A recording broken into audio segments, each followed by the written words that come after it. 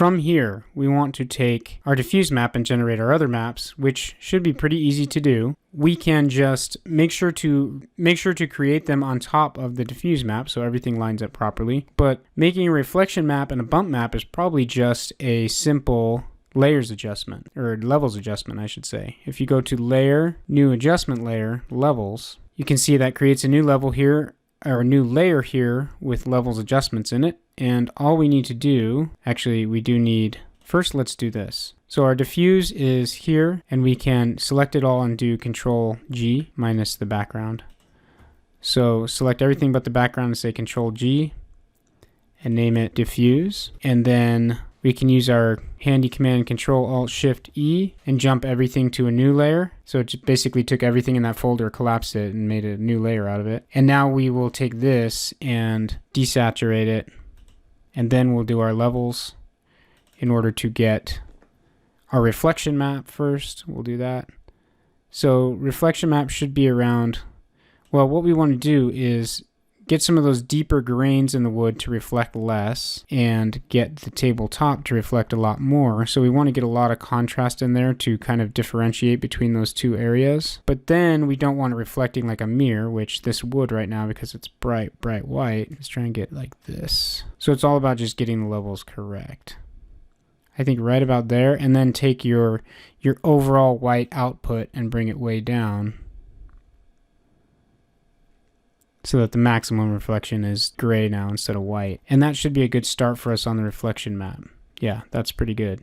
And of course, that can be used for the bump map too. Let's do a different levels for the bump map. Let's just jump this one to a new layer.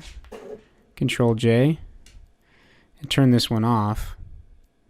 Okay, and for this one, we'll adjust it slightly so that we can have full white and full black on it. So that'll be our bump map. Now for our glossy map, we're going to use a tileable grunge map. So it won't have to line up with the rest of this. In fact, we don't want it to line up with the rest of this. So we'll do that one later. But these are our three main maps out of here, and they're ready to be exported like this. So bump like that, reflection like that, and diffuse like that. So save those maps out, and then we'll put them onto our buffet.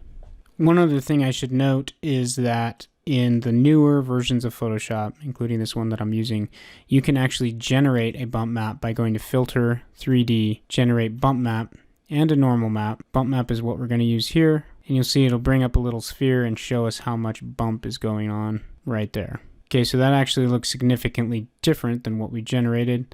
That's because it's getting too much bump in various different areas that we don't want it in. So adjusting these sliders will change that.